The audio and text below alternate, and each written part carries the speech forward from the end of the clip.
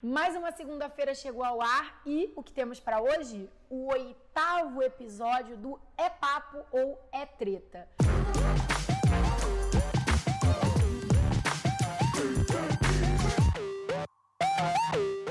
E hoje a gente vai responder uma pergunta dessas cabeludas.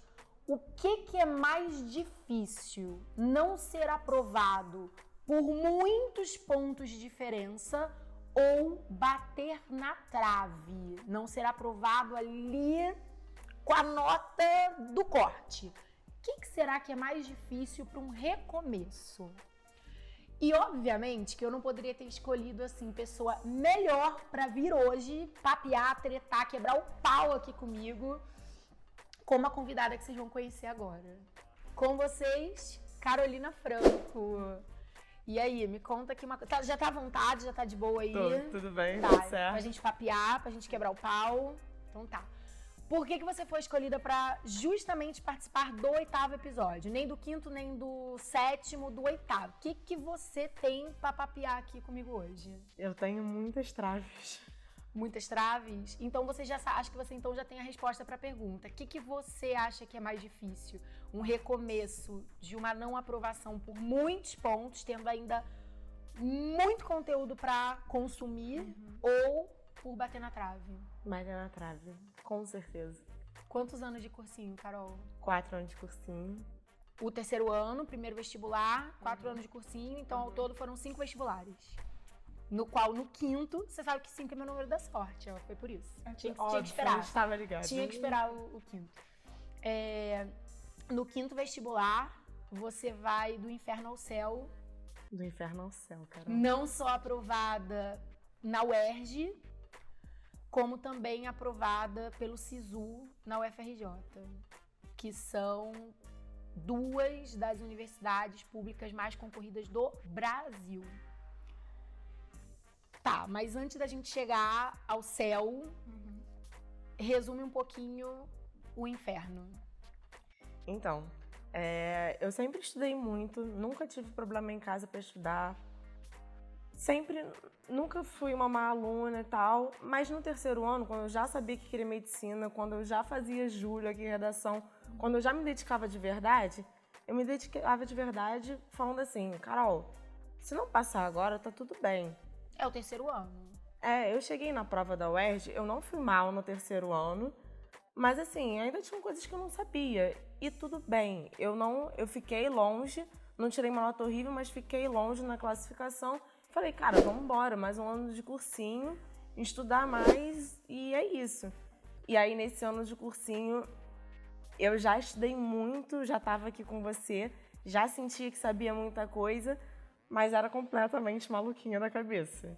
Não me cuidava, achava que não precisava fazer terapia, não precisava fazer esporte, tinha só que estudar de 7 horas da manhã às 11 da noite. Você meio que praticava aquele lema do pra passar eu tenho que abdicar de tudo, sentar a bunda na cadeira e estudar o máximo de horas que eu conseguir, inclusive sacrificando saúde física, saúde mental, família, tudo. Sim, tudo. Era meio que como se eu estivesse dando um gap na minha vida e eu falava assim, vou botar minha vida em espera e volto quando eu passar. Como se houvesse uma compensação do tipo, se eu der o meu 101% agora, é certo que no final do ano eu vou passar e tudo terá valido a pena. E aí o que aconteceu? Não passei. Mas aí, nesse primeiro ano de cursinho, então terminou o ensino médio, fez esse ano de cursinho. Não passou por muito de novo ou já foi a primeira batida na trave? Não, ainda foi... Ainda faltou? Ainda faltou.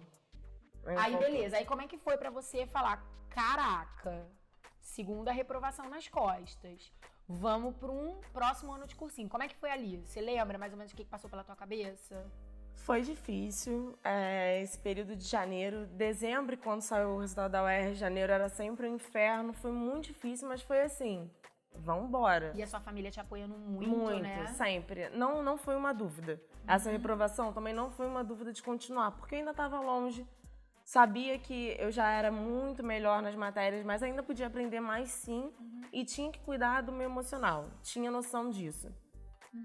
Então, fui de novo. Vambora. Aí beleza, aí nisso a gente já tava, terceira tentativa, 2017. Aí foi quando começa 2017, tô certo? Terceiro ano, isso. Aí, beleza, 2017, você deu um gás de novo. Em 2017, já tinha feito alguma mudança nessa conciliação com saúde ou você ainda tentou encarar na maluquice? Ainda fui na maluquice. Tá, mesmo com mãe e pai no ouvido, minha filha, mesmo comigo com você no meu ouvido. Gente, pra quem não sabe, a Carol foi um anjo na minha vida. Não, mas encheu o sério, saco também. Encheu meu saco. Eu não te ouvi dessa vez. Eu continuei sem fazer terapia. Eu comecei a fazer terapia só em 2018. 2017 foi a minha trava mais doída. Foi aquela que eu ficava vindo aqui com a minha mãe. Meio assombração. 2017 eu lembro que eu acho que foi o primeiro ano que eu passei a usar mais cotidianamente o termo arrastar corrente. Que eu lembro de uma ligação que eu tive com a sua mãe falando depois dos resultados e você viu que você tinha ido muito bem. Então 2017 foi a primeira trave. Foi a primeira trave. Você tinha ido muito bem e mesmo assim, por meia dúzia de pessoas na sua frente, você não conseguiu Carol, entrar. 2017 foi a que eu fui a primeira a não passar. Ou seja, a porta fechou na UERJ pra você, sendo exatamente a próxima pessoa da lista de reclassificação. Putz, eu não consigo imaginar. Mas assim, eu lembro da sua mãe me ligando e falando, eu não tenho mais uma filha aqui em casa. Ela falou, eu tenho um trapo que fica se arrastando pela casa, eu não sei mais o que fazer, pelo amor de Deus, e tal, né? E foi difícil pra todo mundo, né? Eu acho que assim, pra mim foi o menos difícil, porque eu ainda tinha que conciliar ali todo o carinho, todo o envolvimento emocional, mas com uma cabeça muito de professora, uma cabeça muito de alguém que era responsável tecnicamente por fazer você reencontrar o caminho. Rolou muito aquela dúvida do vou para particular, fico esperando a reclassificação, ou terceira opção, recomeça o cursinho, e você foi a pessoa mais madura naquele momento, mais madura que todos. Você foi lá e passado o luto, que foi muito doído, passado o tempo de arrastar as correntes pela casa, né, virar uma alma penada, porque tem esse momento mesmo em que você parece que não encontra mais lugar no mundo, parece que é tão injusto, não é uma dor. O primeiro episódio do É Papo é Treta, que foi com o Fabrício, a gente falou sobre isso, os 3 perfis de alunos que não são aprovados, e você era exatamente o perfil do aluno injustiçado, né, aquele aluno que estava pronto para passar, que teve uma puta nota, a mesma nota, inclusive, de quem entrou. Então, não tinha um motivo palpável pra dizer por que você não tinha conseguido. E eu tenho certeza que muita gente que tá assistindo esse vídeo agora tá se identificando 100% com a sua história. E você teve que reencontrar um caminho. E esse caminho foi... Eu tenho que encarar 2018 com mais um ano de cursinho. Eu vou encarar. Só que aí você deu uma grande virada. Qual foi essa virada? Então, 2018 já melhorou muito. Foi quando eu entrei na terapia. Mas eu acho que a minha chavinha não tinha virado de verdade. Você sempre fala, foi o ano que a chave da Carolzinha virou, mas a minha ainda faltava um pouquinho. Ah, uma OBS.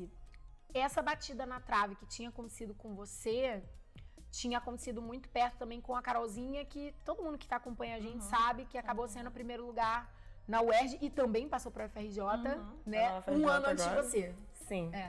Mesma coisa, mas aí fala, e a chavinha dela virou, mas a sua não tinha virado. Não tinha virado completamente, já tinha melhorado muito, mas foi ano passado, em 2019, a gente teve uma conversa aqui, já tinha começado a aula do preparatório completo, fui fazer as avulsas, e você falou que eu me inspiro muito na Carolzinha também, você falou que eu te lembrava muito a ela também, e que faltava a minha chavinha dessa virada, porque eu já fazia terapia, mas eu fazia porque assim... Você falava pra fazer, minha mãe falava pra eu fazer, mas eu ainda achava que eu tinha que ficar até 11 horas da noite estudando. Você não tava vendo ainda objetivo naquilo? Não tava. Eu ia pra terapia meio assim, vou cumprir aqui 1 hora, ficar falando com essa mulher. E isso. 2019 eu falei, cara, não, eu vou fazer diferente.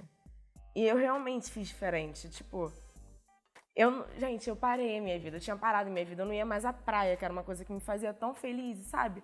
2019, eu fui, 2 vezes à praia no ano. Mas já, melhorou tanto, sabe? Eu não me proibi de ir.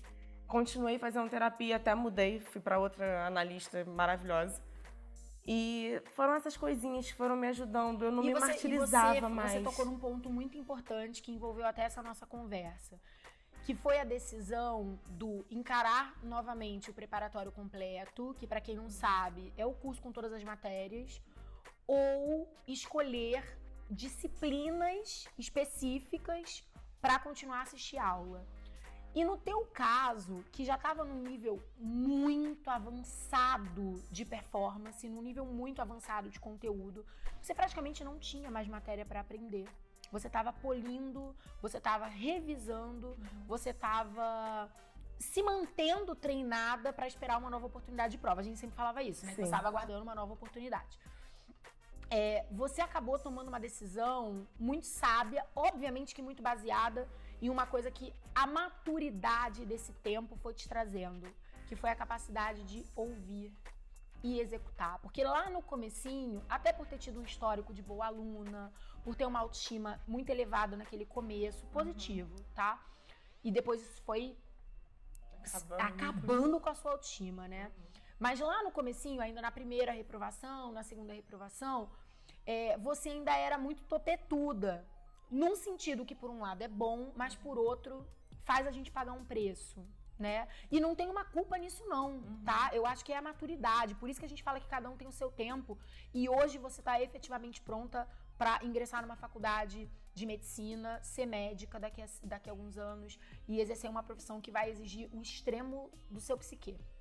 Você precisou passar por tudo isso, né? Mas lá nesse comecinho, você ainda tinha muita resistência em escutar, internalizar, aceitar e executar. Você primeiro nem ouvia, depois, no meio do caminho, você passou a ouvir, que foi, por exemplo, a história de 2018, você passou a ouvir e fazer meio que assim, tô fazendo por fazer o lance da terapia, mas em 2019 o clique aconteceu. O que foi o clique? O clique foi você falar assim, cara, essas pessoas estão me falando essas coisas porque elas sabem que isso é o melhor pra mim. A experiência delas aponta que isso é o melhor pra mim.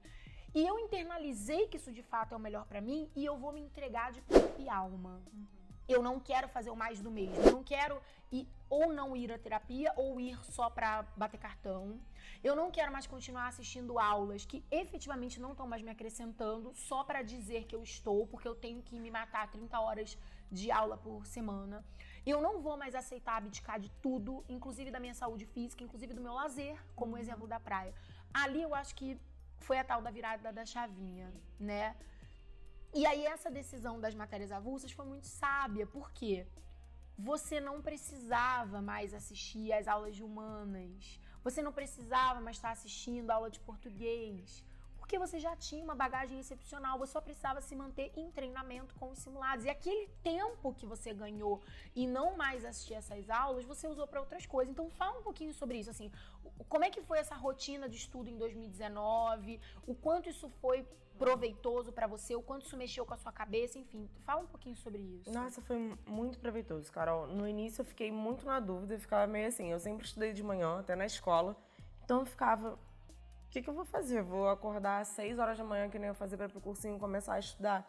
Eu até tentei fazer isso um pouco no início, mas eu ficava assim, gente, pra quê? Eu não preciso disso, eu posso... Só por punição? Parecia que, tipo assim, eu tinha que sofrer pra ser aprovada no vestibular. E ao contrário. E ao contrário, Carol, sério, quando eu parei, em 2018 eu tinha muito aquela vibe ainda de... Comecei a culpar o universo, eu falava assim, meu Deus, tipo, você não quer que eu faça medicina, o universo não quer que eu faça. Em 2019 eu trouxe essa culpa mais pra mim, eu falei, cara, o que eu vou fazer realmente pra ser aprovada? Se não é mais só estudar, o que eu vou fazer? No que eu posso me ajudar? Você começou a colaborar com você, comigo não mesma. mais se punir, sim, né? E escutar as pessoas que estavam me falando, porque... Cara, é muito importante. A gente acha que as pessoas falam da boca pra fora. Eu achava que você e minha mãe falavam pra descansar só porque eu tava um caco. E não era porque, tipo, eu precisava pra ir pra frente. Então, às vezes, óbvio que pro final do ano começa a apertar um pouco mais, começa a ter mais exercício. Às vezes eu acordava um pouco mais cedo, estudava, ia pra aula. Mas não era mais aquela rotina insana. Não era obrigatório. Às vezes eu acordava, ia pra academia, depois estudava. Eu consegui... Tipo, me planejar pra fazer o que eu tinha pra fazer, os meus deveres, e não ficar mais uma louca correndo atrás de mais, Ou então, assim, se eu acabei de estudar 7 horas da noite, eu não posso, tenho que ficar até às 11 estudando, não. Se eu acabei até às 7, eu vou ver um filme. E outra, por que você podia acordar um pouco mais tarde? Por que a academia cabia na sua rotina? Por que o lazer cabia na sua rotina? Por que você conseguia acabar de estudar mais cedo? Porque aquilo era um mérito do acúmulo que você tinha feito dos anos anteriores. Não tinha um grande segredo ali. Era até um processo muito natural, né? Explicado, né? E daí você conseguiu se permitir usufruir desse tempo que estava sobrando para relaxar, para cuidar dos pensamentos, para cuidar em todos os âmbitos da saúde, manteve um relacionamento, namorou, né? Isso foi muito positivo, cara. Isso foi muito positivo. Fez sua terapia realmente estando de corpo presente ali, querendo se entender naquele momento, querendo falar do que doía, né? Ou seja, você viveu, no momento que você estava assistindo a aula, você estava de corpo presente, de cabeça presente, no momento que você estava fazendo exercício também, você conseguiu, como uma aluna de nível avançado, usar muito bem os simulados a seu favor, né? Tipo, você errava muito pouco, mas você não vacilava nesses errinhos bobos, você ia lá, você aprendia, você não ficou naquele blazer que é uma tendência do aluno de nível avançado, que é começar de uma forma soberba, burra, na verdade, a começar a negligenciar os erros, porque ele já se acha tão bom e ele começa a achar que tudo é apenas uma injustiça e que ele não tem mais nada pra fazer. E daí ele erra e ele fala, foi falta de atenção. E começa a ignorar, negligenciar os erros. Tipo, acerta 40, dane-se essas outras 5. Errei porque são questões que não cairiam no Enem. Errei porque são muito difíceis, eu não preciso saber Ninguém vai saber. Errei porque, sei lá, tava distraído. Não, você foi muito, muito atenta, você teve um preciosismo muito maduro, né? Claro que se a gente estivesse discutindo merecimento, se a gente estivesse discutindo conteúdo adquirido, essa aprovação poderia ter vindo tranquilamente, sem demérito nenhum, em 2017. E talvez você tivesse que ter passado por esse amadurecimento de autocuidado já como uma graduanda. Mas a sua história não foi essa. Isso é treta. É conseguir se reconciliar com a sua história. Porque quando a gente tá vivendo, antes de dar certo, primeiro dá muito errado. Eu adoro falar isso, né? E outra coisa que eu acho importante a gente falar nesse vídeo, porque eu já falei que esse vídeo não é pra simplesmente ocupar a segunda-feira tendo conteúdo no YouTube, não. Eu acho que o que a gente tá fazendo aqui tem uma importância muito grande na vida das pessoas e cada vez mais Com certeza. eu percebo quanto esse conteúdo tem valor. Eu cada vez menos me importo se ele foi assistido por 50 pessoas, por 100 pessoas, por 1000 pessoas. Que ele tenha sido assistido por uma pessoa e que de alguma forma contribua para a saúde, para a felicidade, para o encontro dessa uma pessoa. Então, acho muito importante a gente tocar nisso. Se essa reconciliação com o passado, ela tem que ser de dentro para fora, não adianta a gente falar para o outro tem que ter esse despertar internamente. E ela tem que ser verdadeira. Quando a gente tá vivendo a frustração, e frustração gera caráter e amadurecimento, tá? Fato, a casca engrossa como nada na vida. O não que a vida te dá, você entender que o caminho que você tá escolhendo muitas vezes não é o melhor caminho. Faz parte, cara. Dói muito, mas faz parte. E você viveu tudo que podia dar errado deu. Mas hoje você olha pra sua história e você treta com essa história, ainda tem rancor, ainda tem mágoa, ou você hoje tem um verdadeiro entendimento? Nossa, cara, um entendimento total. Porque, cara, eu sofri muito no vestibular, tipo, muito. Eu, assim, via minha vida parando de verdade e eu achava que, tipo, passava tinha que ser assim. Que tinha que ser assim e que essa mágoa nunca ia ser apagada, sabe? Que eu ia passar pra medicina e ia continuar, tipo, remoendo esses anos que me fizeram passar. E, gente, sério. Tem gente que é assim. Mas é uma realização agora tão absurda que, não sei, parece que foi só o meu caminho, sabe? Foi o meu caminho. O que eu vou fazer?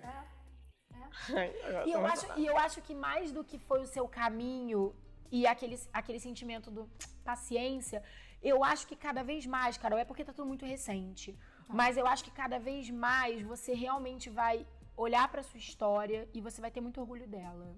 Você realmente vai entender que você precisou passar por cada uma dessas reprovações para ser a pessoa que você é hoje. Mais tranquila, mais madura, mais consciente sobre quem é você em relação ao mundo, o que você merece, porque esse flagelo que as pessoas se impõem pelo vestibular, quando ele não é tratado durante o vestibular, ele pode fazer uma pessoa doente pro resto da vida. Porque você começa, né? Porque você começa realmente a aceitar que você tem que pagar um preço sobrenatural para atingir o que você precisa. E não é assim. Entenda, apesar da gente estar falando que tem que ter autocuidado, tem que ter zelo com a saúde, etc e tal, você nunca deixou de ser dedicada. Nem ano passado. É verdade. A gente não adianta, tipo, ver o filme, ir pra praia, ir pra academia e não se dedicar. Tipo, o estudo sempre foi meu primeiro lugar, mas eu entendi que aquilo não era só o que eu precisava para passar. Era, tipo, uma grande parte, mas não adiantava eu saber muito conteúdo e a Carol ter sumido. Exatamente. Não adiantava. Era o equilíbrio. É o equilíbrio. É o equilíbrio. E você falou uma coisa muito boa, que é treta mesmo. Eu acho que essa parte o papo vira treta. Que não adianta vir do outro. Enquanto só vier do outro e você não estiver internamente reverberando isso, olha, você tem que se cuidar, olha, você tem que dormir, olha, você tem que descansar, olha, não adianta você ficar de 7 às 11 estudando todo dia, não adianta você negligenciar o erro simplesmente chorando em cima do simulado e não correndo atrás de aprender aquilo com maturidade. Não adianta só vir do outro. Enquanto não vier de dentro, não adianta. Não adianta. O que acontecia quando você não estava ainda dentro desse processo de autoconhecimento no momento da prova? Você não rendia nem 30% do que de fato você era capaz. Não estou falando nem em nota, mas estou falando em estado emocional. Não todos os anos, mas em muitos desses anos você chegava na prova como alguém que não ia conseguir, que aquilo não era para você. Ou seja, não era um processo natural. Você não chegava na prova com a correspondência de tudo aquilo que de fato você tinha abdicado e não era. Eu te falei esse ano, Carol, eu fazia prova e sempre saía com muita dor. Porque eu fazia... Física, né? Olha que loucura. Muita dor física. Nossa, eu não me aguentava. Tipo, o pessoal sempre quer sair depois de prova. Às vezes eu não conseguia, porque era doído. Tipo, eu sofria fazendo a prova. Dava 1 hora de prova e eu já tava com dor. E esse ano eu levei, não lembro o que eu levei, se foi Dorflex, alguma coisa assim, pra eu tomar. Eu não tomei. Esqueceu. Eu saí da prova, tipo, tranquila. Eu era outra pessoa. E não porque, tipo, eu tinha certeza que eu tinha passado. Não tinha, eu tava... Também com medo, lógico. Tava com medo até sair a nota da UERJ, mas assim... Ali eu tinha certeza que eu fiz o meu melhor. Tipo, eu fiz o meu melhor, com certeza. Foi... Não tinha onde melhorar mais. E assim, lembra aquilo que a gente falava, né? Da história do clique. Quando o clique vier, quando você chegar realmente no ano da aprovação. Que eu falava, você é tão boa em termos de conteúdo. Você é tão sinistra que quando você passar, você vai acabar passando pra UERJ pelo SISU. E foi exatamente o que aconteceu. Né? Isso é muito loucura, gente. E como é que foi o lance da redação? Tem uma história também da redação. Nossa, que é treta. Muita treta. Muita treta. O ranço da redação. O que rolava? Então, eu já fazia Júlio, sempre fiz Júlio. E assim, sempre acreditei muito na preparação do Júlio. Eu sei que é a melhor. O trabalho dele é excelente. Eu ia bem no curso e não ia bem lá. Eu acho que eu não fui bem na redação no meu primeiro ano. E depois disso, era um trauma na minha vida. Tipo, eu chegava pra fazer redação na hora da prova, era sempre a primeira coisa que eu fazia. E eu meio que fazia tentando me livrar dela. Sabe, tipo... Já tinha desenvolvido alguma coisa emocional ali, né? Um trauma. Eu não sabia explicar, porque nunca foi a matéria que me dava mais dificuldade. Nunca gostei de fazer também, mas sempre fui bem. E na prova, assim, era um martírio fazer redação. Era o que eu queria me livrar. E a nota vinha baixa. E assim, a gente ficava aqui tentando entender o que estava acontecendo. Eu ia atrás do Júlio, o Júlio sofria comigo. E assim, hoje eu vejo que era trabalhar isso. Tipo, trabalhar por que eu ficava assim. Era uma das questões que eu levei para minha análise. Assim que eu entrei na análise no início do ano passado. Falar, cara, como é que eu vou tão mal assim na redação? E ela chegou a identificar que talvez fosse realmente uma questão emocional? Sim. E ela sempre me fala que eu podia não perceber, mas que o Júlio foi, tipo, o mais sagaz de todos não deixar eu fazer aula de redação em 2019. Porque você estava pronto e ele bateu muito nesse martelo. Não tem o que eu possa te acrescentar. E que estar na aula era muito cansativo pra mim, porque eu tava vendo a mesma coisa. E assim, fui fazendo as redações, não deixei de treinar. E aí vem agora o Natal. Carol, tirar 19 na UERJ. 19 na UERJ, sendo que no ano anterior tinha sido 14. 14. E no Enem 960. Olha isso. É surreal. É surreal. E mais uma vez enfatizando o quanto inteligência emocional é uma aquisição, é uma habilidade de alta relevância para quem está se preparando para um concurso de tanta exigência. Porque ele não vai te exigir só conteúdo, ele não vai te exigir só resistência física, mas ele vai te exigir o limite da sanidade mental. Sim. Eu acho que tem muitos concursos e muitas provas que você precisa ir bem e que você pode até levar na maluquice. Mas quando você não pode só ir bem, quando você tem que ir o melhor, não adianta. Não adianta. Você não pode só cobrir o conteúdo. E, sobretudo, vai que aconteça com quem está assistindo a gente, ou até já tenha acontecido, esse lance de por 2 anos seguidos a pessoa não passar porque bateu na trave. Se ela não buscar essa consciência, esse cuidado emocional, ela não vai ter força para continuar, Carol, para tentar de novo. Eu acho que o que eu mais admiro na sua história, e por isso eu falo tanto, o quanto eu vejo você como uma guerreira mesmo, é que enquanto todo mundo do seu lado tava meio que coitada, putz, papapá, você, por mais que se sentisse injustiçada, você falou: a particular pode não ter demérito, e não tem demérito, mas não é o que eu quero pra mim, não é a minha escolha. Você teve um puta peito de falar: não é a minha escolha, isso é uma treta até com a família. Porque seus pais, com muita pena, excelentes pais, né? Mas nesse ponto não são excelentes, porque davam uma escorregada no excesso de mimo. Vocês estão ouvindo aí, né? Chique Vera, um esporro em vocês. Que era falar assim: eu pago a particular pra ela, eu não aguento pra ver ela chorar. E você não queria. Não queria. Você falava: não é a minha história. De novo, não é um demérito, não é pra polemizar, a treta não é com a particular. Mas não era o que você queria pra sua história. E você ia lá e encontrava forças e vambora de novo. E vambora de novo, eu acho que é a cereja do bolo pra gente encerrar o vídeo, que é uma treta do cacete que eu tenho com os alunos. Eu não aguento tudo de novo. Porra, se você já tá com esse espírito do tudo de novo, já tá errado. Porque não pode ser igual. Não pode. Você tem que ter crítica suficiente pra, mesmo quando você bate na trave, você ter um recomeço diferente. Nem que seja uma mudança interna. Mas tem que ser diferente, concorda? E fica quando você bate na trave, é mais difícil de você identificar aonde você tem que mudar. Porque quando você vai mal, você sabe, estuda. Mas quando você bate na trave, cara, é muito mais uma autoanálise, não só de você no vestibular, mas de você na sua vida. O que você precisa fazer pra conseguir, sei lá, honrar os seus estudos, sabe? Porque eu acho que eu precisava honrar todo o estudo que eu tinha, todo o conhecimento que eu adquiria. Isso não tem muito a ver com a história da Cal também? Que ela Nossa. fala, foram 6 anos. Quando eu cheguei no 6º ano, eu não tinha mais como olhar pra trás e falar: desistir. Eu já tinha me dedicado muito, eu já tinha me envolvido muito com aquele sonho. Era o sonho da minha vida, eu não tinha mais dúvida que aquele era o meu propósito. Eu não me cabia, por mais dor que eu sentisse, eu não tinha mais o direito. Você falou uma coisa muito bonita: honrar os seus estudos, honrar o seu sonho. Não te cabia mais olhar pra trás e falar: desisti, cansei, a vida é injusta. Né? Não dá.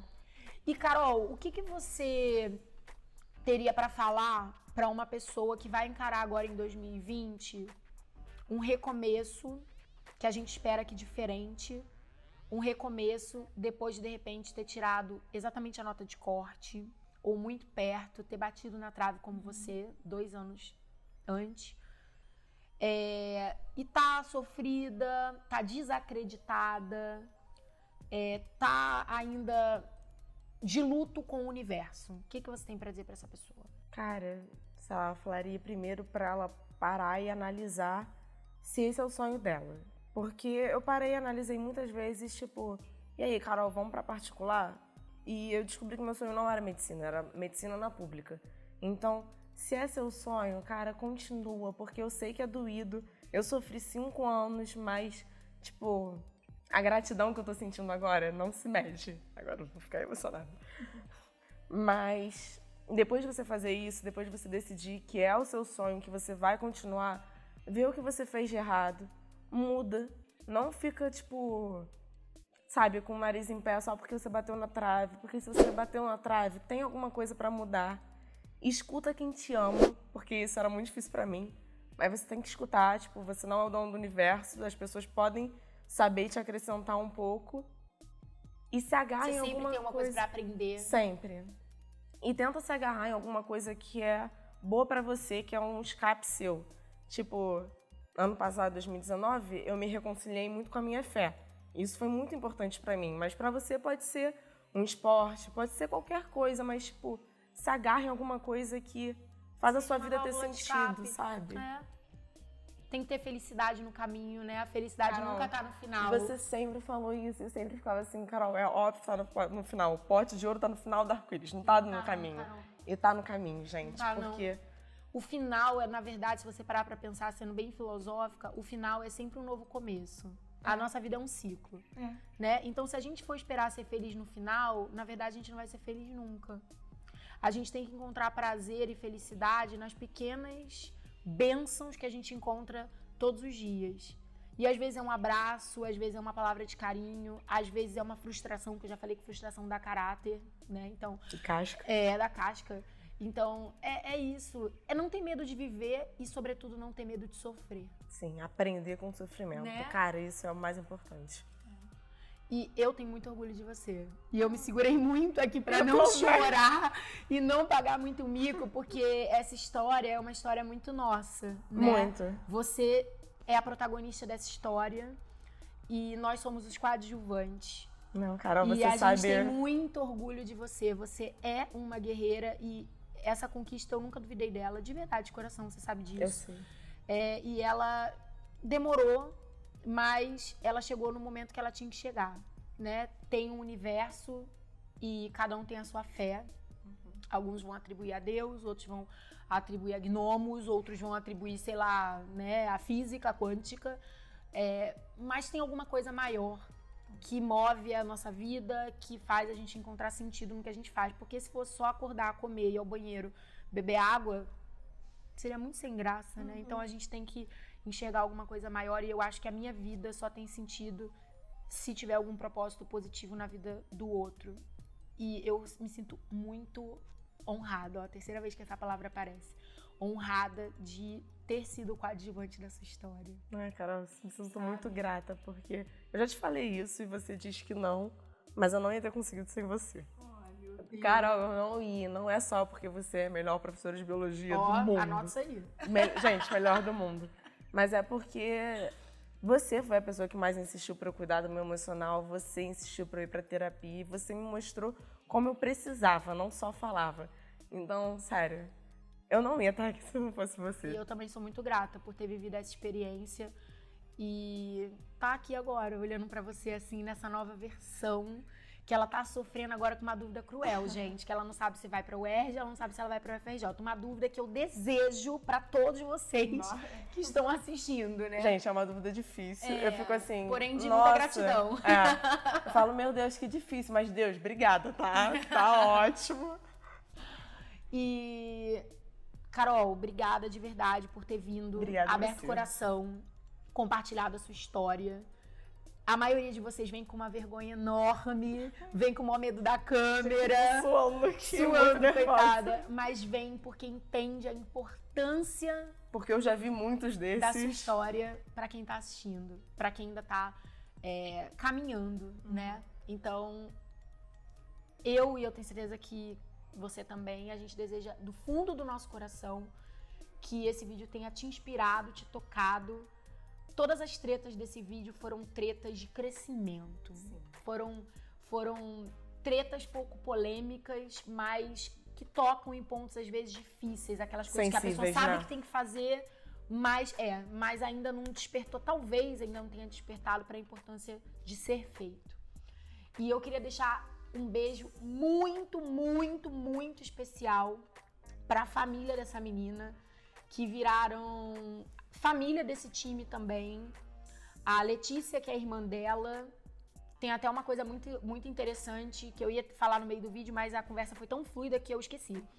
Que foi a tua maturidade de ter visto amigas da sua irmã, que é caçula, terem estudado com você aqui e terem passado antes de você.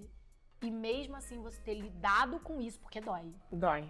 Dói. Você aí se sente o cocô do cavalo do bandido. Né? Você reverter isso e falar, beleza, ela passou, eu acho que ela passou antes de mim, sacanagem, mas eu tenho uma história pra viver, né? Então um beijo pra Letícia e um beijo muito, muito especial pra Verinha e pro Chico, que são os pais da Carol, que apesar de eu ter sacaneado, né, dado um puxão de orelha neles porque mimam muito, o Chico não mima tanto, não. Ele disfarça. Ele disfarça.